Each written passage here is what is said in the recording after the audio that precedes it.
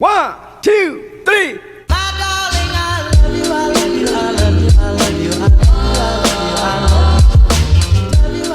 Riddle me this. What does it say about the Pacers, other than being a small market team, that they can't keep a guy who was a hometown, college player, was doing this shit, had my hopes up. I mean, is it just small market? Obviously, I think, in my opinion, our front office has not always drafted well or done things well. But what are your thoughts? Well, you hit on a great point. I mean, our front office has a history of making pretty good moves and trades, but we don't draft well. So Hmm. that's a tough thing because we would be able to surround ourselves with more talent, more Hmm. young talent, have a better outlook if we've been drafting better. But if you think about the trades we've made, I mean, Paul George for Sabonis and Oladipo. We Hmm. did Cash for TJ Warren and a pick more recently. So we do make some good moves on that front. I think it ultimately comes down to like two major things, and Hmm. you alluded to one of them. One is a small market. Hmm. It's tough to keep superstars around if you're Yeah. not like Milwaukee, if you're not Yeah. actively competing for a Yeah. championship, Right. which no Right. one would put us in that category right now. Right. Um, that's number one. Hmm. Number two is I'm not 100% convinced that this isn't just a strategic leverage move. That this story has come out. People are starting to say this because Hmm. he's coming up on a contract year. And Hmm. before he got injured, it was totally expected that we were going to pay him like a superstar max contract. Hmm. Well, then he got hurt. He came Hmm. back, and people aren't as high on his stock right now. Hmm. And I'm kind of starting to think that That's this intriguing. this is kind of he's using this as leverage, That's intriguing. as a way to be like, hey, if you don't pay me, Hmm. like I'm already going to be putting out there like, hey, I'm maybe thinking of moving on. Hmm. And so you can start hearing other people be like, oh, well, we're going to want him. We'll pay this much for him. That's intriguing. And it leads me to a follow-up question for you. Do you think the firing of Nate um, either combats or cements your position in that, because Victor will have had something to do with it, or it's fair to assert, at least in my opinion, based on the way the league works now, Yeah. that the face of the franchise, the superstar, would dictate if the coach is staying or leaving. For me, I could see it either way. Maybe because Nate left Yeah. might have prompted Victor to want to leave. You know, maybe him leaving, if it further builds on your point, in that Yeah. if the coach left, it's unlikely that Victor then turns around and leave if he had a hand in it. What do you think? Yeah. I feel like in a normal place, they would have probably consulted your superstar, but with an owner like the Simons, I don't That's really, so true. I'm not really sure that they did. They kind of seem like they just wouldn't make a move regardless of what the superstar thinks. Mm-hmm. Um, Mm-hmm. I don't particularly, I mean, if I were Victor, which I'm not, I would think that I would You're not. understand why that, yeah, I'm Thad Young. You can't tell. Um, Dude, I saw that earlier. Love it. I think I would understand why they would move on from Nate McMillan.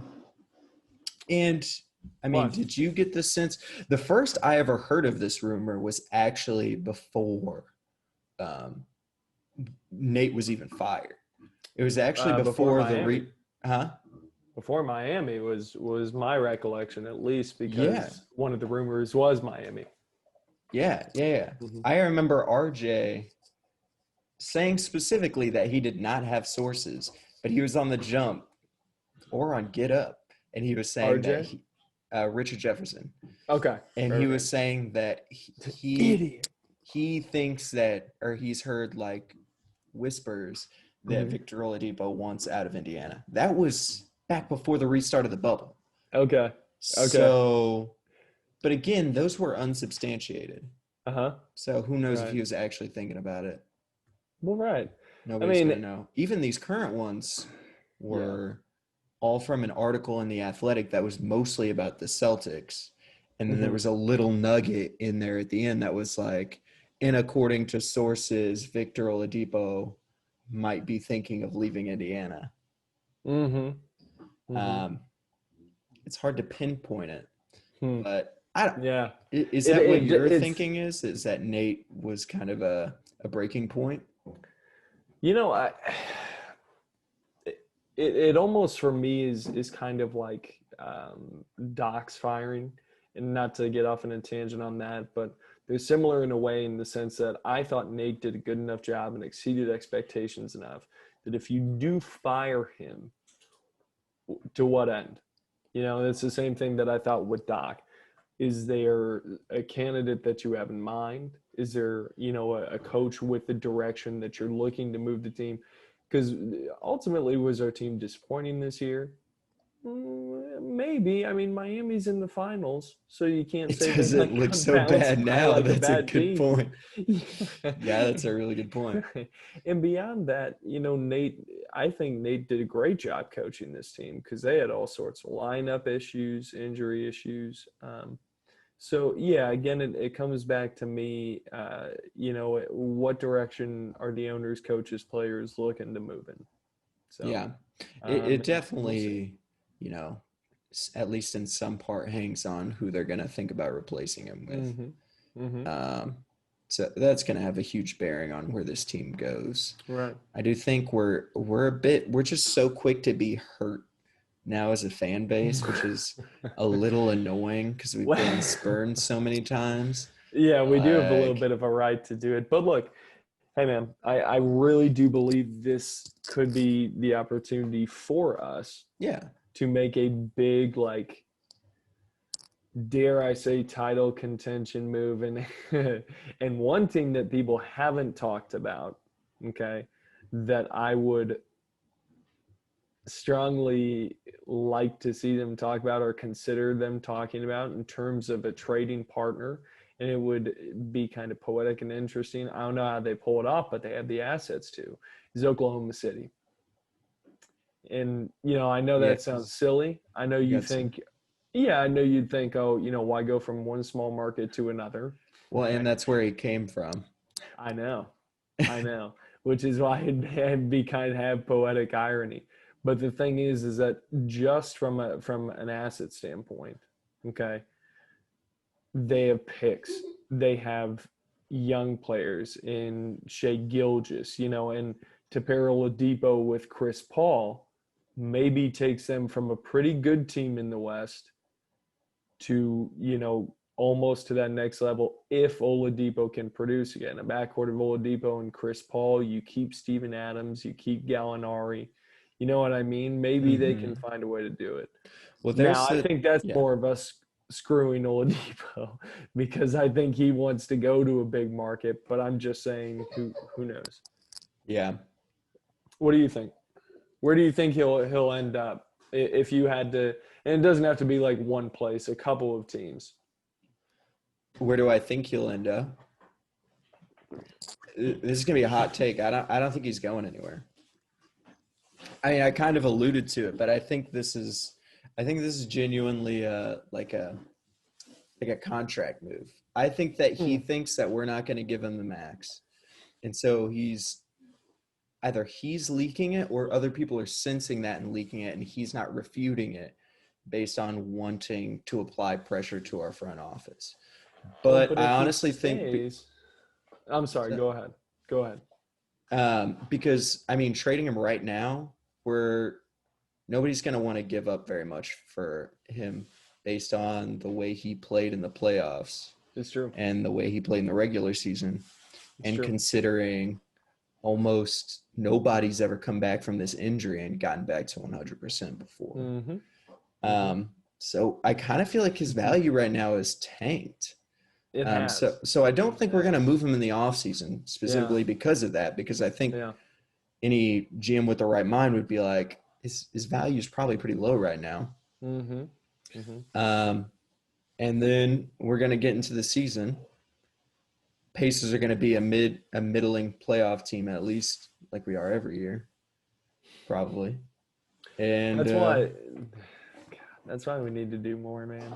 I don't know. I mean, I'm kind of happy that at least we're not terrible. You know, I mean, we're one of the most consistent playoff teams in and that the history of the franchise. That sucks. I mean, you could do a lot worse, man. Yeah, I know that, but at least if we did a lot worse, we'd get a high draft pick. And to be fair, I mean, knowing our team, we'd probably still fucking. Hey, you know where Giannis was drafted? Second round. I think he was the 15th pick. I was gonna say 14th or 15th. Yeah. Yeah, and then Jimmy Butler. Jimmy Butler was like the 30th pick. Tyler Hero was in that 10 to 15 range. Bam Adebayo was in that 10 Tyler to 15 Hero range. is a fucking stud. You don't need a high pick to get like a great player. You just need to scout well. Well, you need to get lucky, which until recently we've not had. Yeah. And I'm just saying we're always in that position. Excuse me, where we're not bad enough to get a lottery pick. Yeah. But not good enough to ever, like recently, the most faith I've had in a team was actually the team that went to the finals and played Los Angeles in 2000. Because that team was, cold. Jalen Rose, Mark Jackson, Reggie, both the Davis brothers, Crozier, Mullen, Best. They just like, and that's the thing. If I don't know how well you remember that team, but their free throw percentage, they had like 8 players over 90% from the line. It was just sharpshooters, man. It was unreal. So silly, dude. Yeah. So, but honestly, we'll I think, being a Pacers fan is simultaneously a tale of tragedy, but also like, we've had a lot more success than honestly most franchises in the East. We went to the finals in 2000. Between 2003 and 2006, we were highly competitive in the Eastern Conference Finals and actually had the best team one year until Ron Artest had to go Ron Artest on the Detroit crowd. It was a memorable experience for everyone there. But those teams were legitimately. Jermaine O'Neal finished 3rd in MVP voting one of those years. It's crazy. Yeah, it is. Then you get to 2010 through 2013. The Pacers were in the ECFs twice, right? Yeah. Playing the Heat. And those are successful years. You're down to the last 4 teams. No doubt. But the East sucked then. Let's be fair. It did. But it was pretty bad. Didn't we still take that Miami? Did we take them to a Game 7 one year? I believe we did, but there was no point at which I thought we were going to win, even in Game 7. I'm serious. And I agree with that, but still going to a Game 7, you're within a game of the finals. Okay.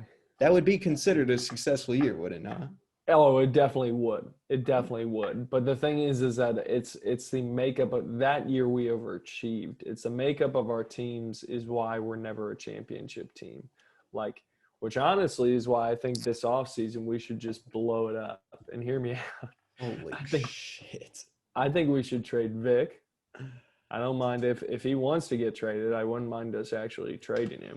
But we're not going to get very much for him. Gordon Hayward. Maybe. Maybe. Yeah, I don't love what he's doing over there either. He's a hometown kid who might actually care to play here. I could ask for a lot worse. And then trade. His wife gave to the Trump campaign. I read that today. Then get him out. That's how deep into Reddit NBA I was today. Never mind. No, I'm not saying that. I'm kidding. But, dude, and then the other thing that I was going to say is trade one of those bigs. Trade one of them. I'm sorry. I love them both, but trade one. They're just redundant. We can't – it's almost like Embiid and Simmons. Miles and Sabonis are just too big to, start together. They just, what's Jake? Come on, dude. I love Miles, but what's a 7-footer doing out on the perimeter, being like a spot up 3-point shooter? It's Like, because it's the modern NBA, man. no, That's what it stop is. Yeah. it. Like a pick and pop. He's not supposed to be like Well, okay. So Danny last Green. Like, last year, I agree with you. I think he'd be better off on another team. But I'm also excited to see him with a new coach because I don't think Nate McMillan was doing him any favors. I agree with that. I think he's, and here's the tough thing with him and Sabonis is that I really think, and you alluded to it, I think he's best as like a pick and pop kind of guy who has the Miles. option to roll. Whereas under Nate McMillan's system, especially when Sabonis is on the floor, he was just a space guy. He was go stand in the corner while everybody else does, their thing. Whereas the year before last year, he was shooting almost 39% from three. And that was in a system where he was more of a featured player. He was involved in a lot more of those pick and rolls with Vic. Yeah. So I'm going to agree with you. I'm hesitant because I think there's a system in which they would work together, but I do too. based on what we've seen. Yeah, I do too. The thing is that I think Sabonis playing in the post so much, it's just tough to best utilize Miles, who I think also could potentially be best in the post in that type of pick and pop like scenario, like you said. But what I wonder is if he would be humble or practical enough to come off the bench as a 6-man in a backup at center, or potentially they overlap minutes where, he's more directly playing the 5, but he could get a lot of minutes. You know what I mean? Yeah. Now he'd be sacrificing the starting role, but I mean, would he be willing to do that to play his inherent position and maybe be more active in that respect? Yeah. Yeah, that's an interesting one. I mean, I would like to think that he would, but yeah. But if you can't find a way for them both to play together, I mean, I honestly think Miles has a lot of value in the trade market. There are a lot of teams who find his game very appealing. What'd you say?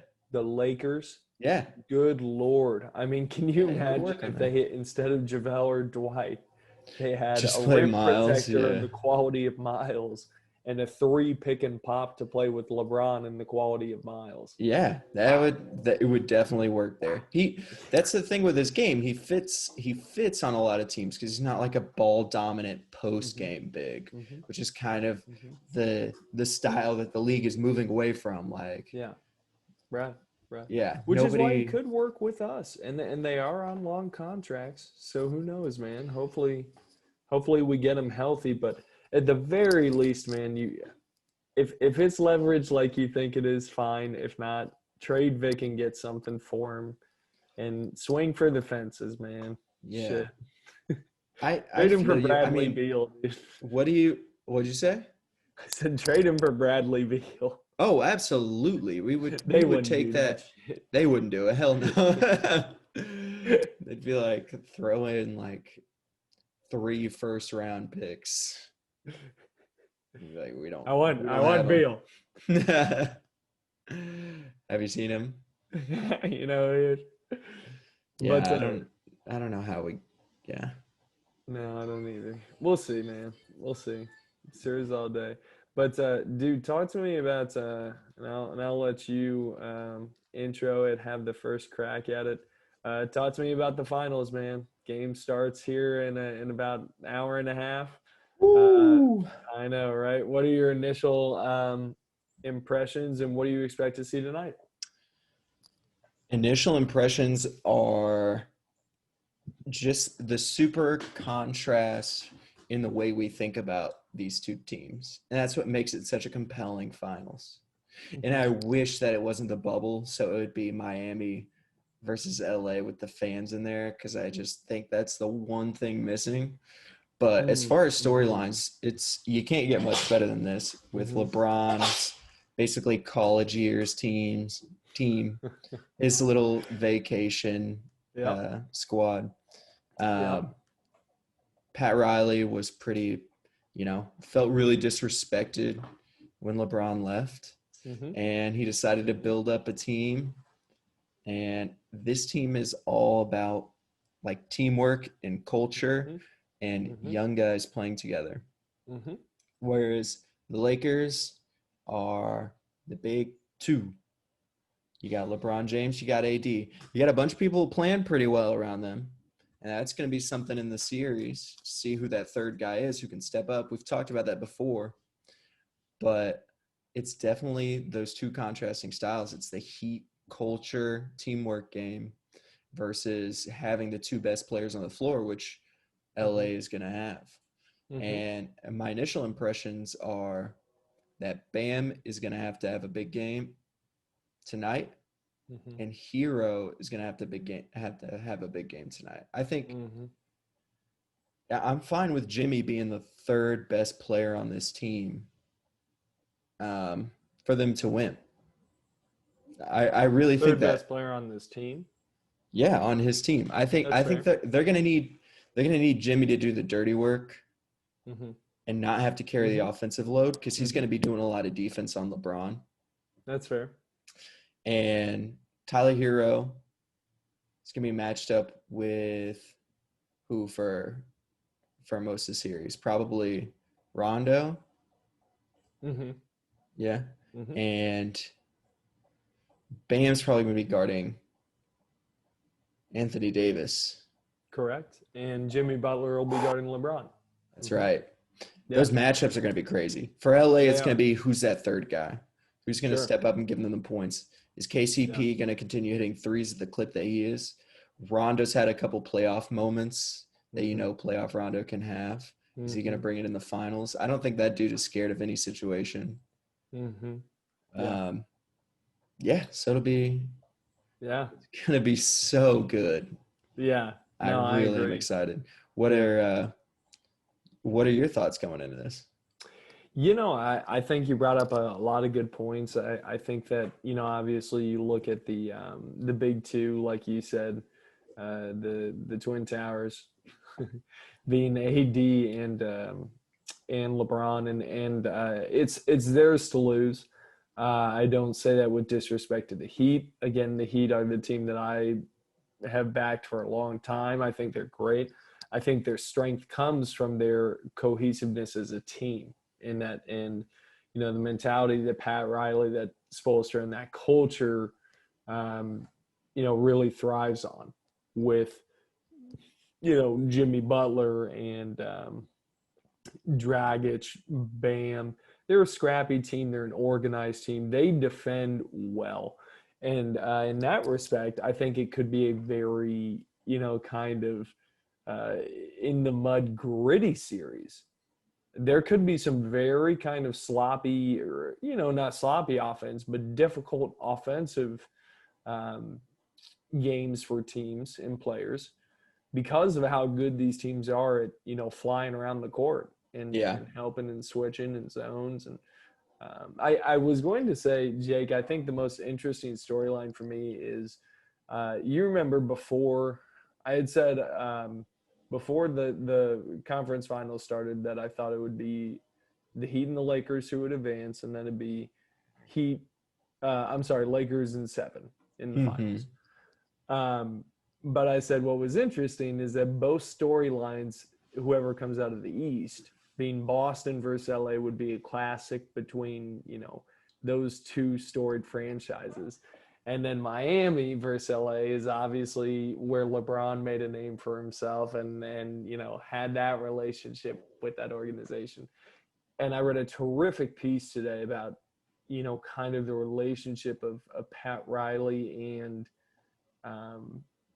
LeBron and how bad Pat Riley wanted this. Oh, really? Yeah. Because LeBron left the Heat and, if he had stayed, they would have been a dynasty or had that potential. I mean, hell, he'd talk, not 1, not 2, not 3, Yeah. So it feels like a lifetime ago. Doesn't it just? That he said that. But I don't see the Lakers losing.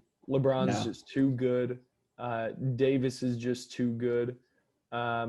This Heat team will make it very challenging for them because I don't know if they're much better defenders than Jimmy Butler, specifically on LeBron. LeBron will still get his, but Butler's an elite defender who, doesn't back down. You were saying, Rondo doesn't back down. Butler he doesn't doesn't. either. Right. They got a he'll bunch of yeah. guys who have been through the mud on that team. Yeah. Same with Bam, and the Heat have a lot of great shooters. So I think Lakers in 7. I think though that the Heat surprise people and take game 1. I do think the Heat take Oh. game 1. It'll be close, but I think the player who will really stand out tonight is I think Tyler Hero will have a good game, but I think Duncan will get hot. I think Duncan will get really hot tonight. Duncan Robinson, that's I do. your hot take. Duncan's gonna have a big game. I do. And maybe he'll be ice cold. It's the nature of thanks, man. Yeah, but when he gets hot, yeah, he's red hot. And that's the thing about the Heat that and I think could be the X factor, and then I'll let you go here, but is which supporting cast will shoot better from outside. If Danny Green and Caldwell are hitting, and the Lakers role players are, then they're a tough outing. Kuzma, whatnot. If Miami Heat have Dragic and Robinson and Crowder and, all their shooters hitting, that could flip the series as well. So, yeah, absolutely. I think Miami's deeper in the role players. Arsenal. You go down the line, you got Dragic, who can drop 20 plus on you on a given night. Mm-hmm. You got Jay Crowder, who seems like he can't miss from 3 in these playoffs. You got Iguodala, the seasoned vet, who will just come in. And he closed out in the Celtics series in that game 7 there, or game 6. I'm sorry. Mm-hmm. And so they really trust him, but just because of his experience in crunch time situations. Right. So as far as role playing, performance goes, you've got to lean the Heat in this series, which is why it's so compelling to me and why I'm kind of tempted to go that way. Just because you look down that roster, and besides those first two, if you're ranking players by talent 1 through 10 in this series, I think the Lakers have the top 2, but then the next 4, I'm probably giving it to Miami. No, I completely agree. Yeah. I completely agree. But the most important player for the Lakers, obviously outside of the big 2, will be Rajon Rondo. And the reason is because when you talked about he had some magic moments when he you think of the Celtics, different things. When Rondo wants to turn it on in the playoffs, he does hit another gear. And he showed that in the conference finals versus Denver. He had some, real hustled defensive plays. Yeah. It's going to be a good series though. And it is. The interesting thing about the Heat is that they have so many defenders that can switch well against LeBron and against Davis. If you look at Crowder, Bam, Iguodala, Hero's a decent defender. Butler, they are Hero's able to a lot switch better than very you would well. think. Yeah, yeah, they do. And I'm so glad you brought that up because I brought this. I brought Reddit NBA up for that exact reason because I saw this post earlier. Excellent. Among the players that guarded LeBron James since 2013, Jimmy Butler and Jay Crowder ranked 2nd and 3rd, holding LeBron to 41.2% shooting and 42.2% shooting, respectively. They're both they're the closest defender.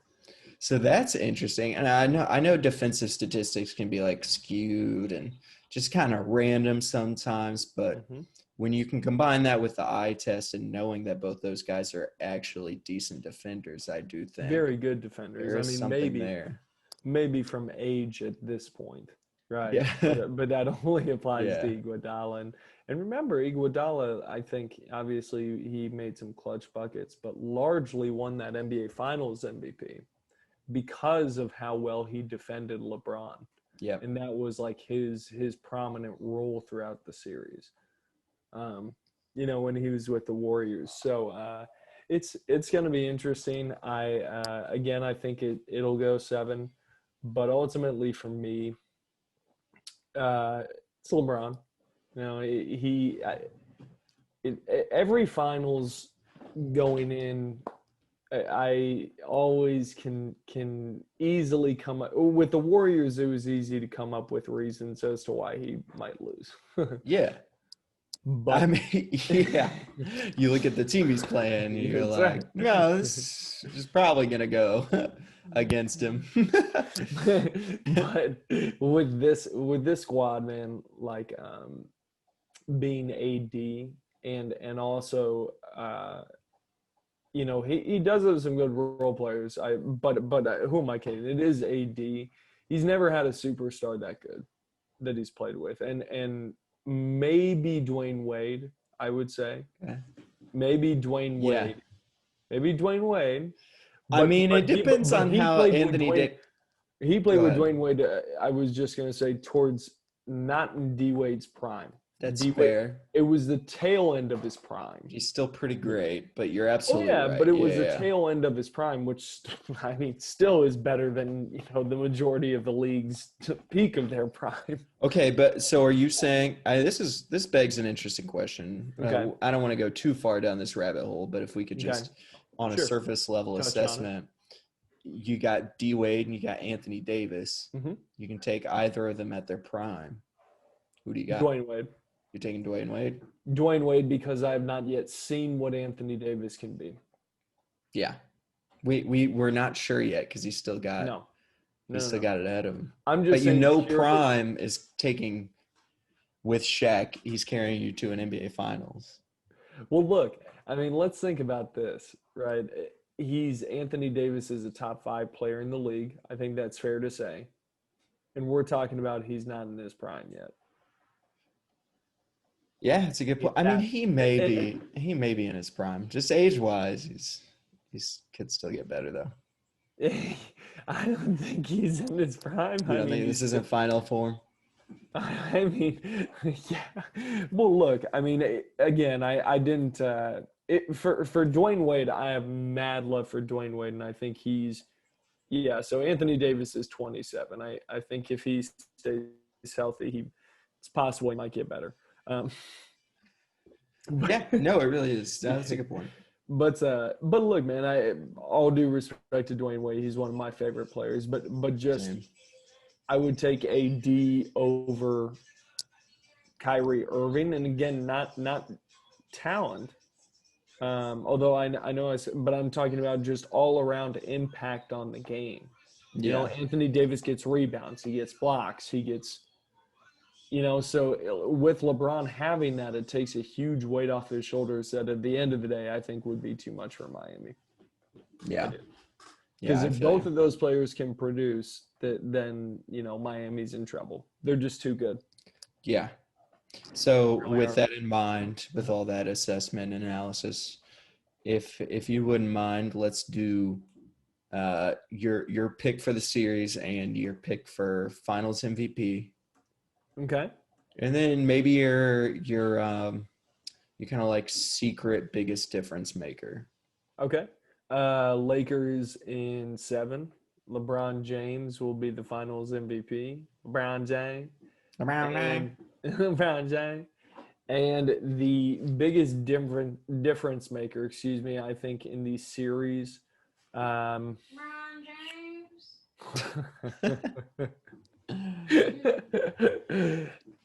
Believe it or not, I know how silly this is going to sound, but I think he will be the third option that they were looking for. Will be Alex Caruso. Oh, wow. Think it's a big series for Baldy. I do. Oh, Yeah. I mean, I hope he's bald. Ernie He still Johnson's has son. hair. Yeah. Ernie Johnson's son. I love that. Yeah, they were joking about that on I it. know. It was hilarious, dude. But if they still have hair, it should have come off a long time ago. But If he does, I should say. Yeah. Right back at you, partner. What you think? Okay, the moment of truth. Mm-hmm. Man, my heart tells me to go with the Heat because I just love the story Mm-hmm. and the team is really compelling. Mm-hmm. But if I was betting, which I'm not a betting man, I would go. We're gonna go Lakers in 7. Lakers in 7. Lakers Okay. in 7, and here's why. You got the two best players in the series. Mm-hmm. Hard stop. That is in the history of the NBA. That'll get it done for you. Yeah. Yeah, it does. And Yeah. I think it's a lovely story for Miami to make it here. But you got LeBron James. This is like probably his best shot in the last 5 years to win the title. I agree with that. Considering all the Cavs teams with Golden State. agree That's with that. considering the year that he won.